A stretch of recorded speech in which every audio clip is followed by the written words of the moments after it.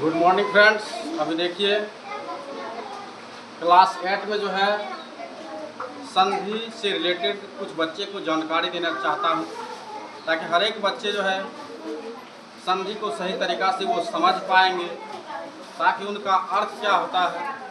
जब उनके पास अर्थ की जानकारी होगी तो बच्चे को कोई भी कठिनाई संधि को समझने में नहीं होगी।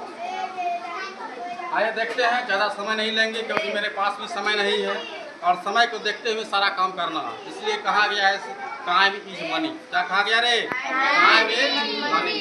जो समय का कद्र करता है समय भी उसका कद्र करता है। आइए देखते हैं। सबसे पहले लिखाया गया है संधि। क्या लिखा गया है? संधि। अब देखिए संधि को क्या कहा जाता है। संधि का साधारण अर्थ होता है मेल। क्या होता है? मेल। देखते हैं ना, मेल कोई भी अगर शब्द बन रहा है, अगर अक्षर देखे होंगे कि ये अगर क है और ये अगर म है, तब जाकर के अगर ल होगा, तब जाकर के हमारे प्यारे छात्र बनेगा कमल। क्या बनता है? कमल। क्या सिर्फ क का लिखने से क्या कमल बनेगा? नहीं। आइए हमारे प्यारे छात्र, इसीलिए कहा गया है संधि का साधारण अर्थ क्या होता है? मेल। इस दुनिया में जितने भी हमारे प्यारे छात्र, प्यारे पेरेंट्स जो लड़ाई और झगड़े होते हैं, अगर एक दूसरे से वो मिल के और जुल के रहेंगे, कभी आपस में लड़ाई नहीं होगी। आज के डेट में बहुत सारा जातिवाद होता है। क्या होता है? इसी मेल की वजह से, जिनके कारण मेल नहीं हो पाती है और जिनके कारण हमारे अंदर भेदभाव की भावना आते हैं। क्या आते हैं? भेदभाव की भावना। आप लोग जरूर इस बात पर गौर करेंगे कि अगर हमारी जो जिंदगी मिली हुई है, कुछ क्षण के लिए यहाँ का आप मालिक नहीं है, लेकिन तब पर भी आपस में लड़ाई झगड़े करके जिंदगी में है ना, आप एक दूसरे की नज़र में ना गिरना चाहते हैं। आइए आप लोग समझ पाए कि संधि का साधारण अर्थ क्या होता है? मेल होता है। क्या होता है? मेल।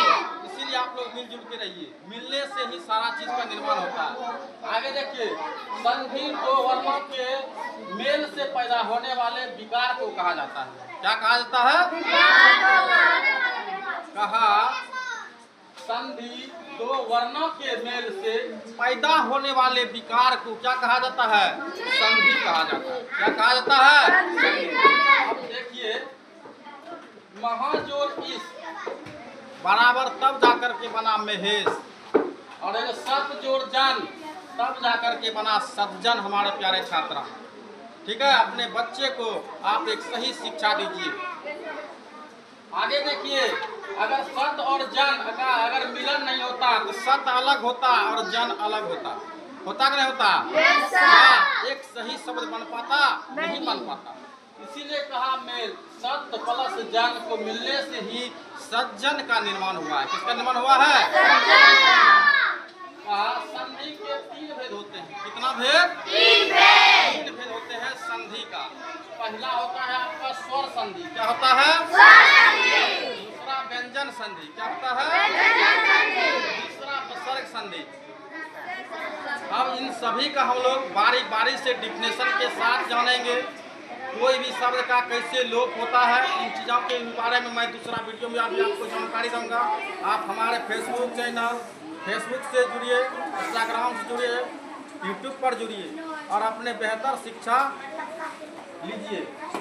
स्वर संधि पहला लिखा गया है। स्वर संधि दो स्वर वर्णों के मिलने से जो विकार पैदा होता है उसी को क्या कहा जाता है? स्वर संधि। क्या कहा जाता है? अब देखिए, सिंह जो आले क्या हुआ? क्या हुआ? शिवालय बना। विवाह जो आकर क्या हो गया? दिवाकर। किसका पर्यायवाची शब्द है? सूर्य का। किसका है? सूर्य का। भोजन प्लस आलय क्या हो गया? भोजनालय।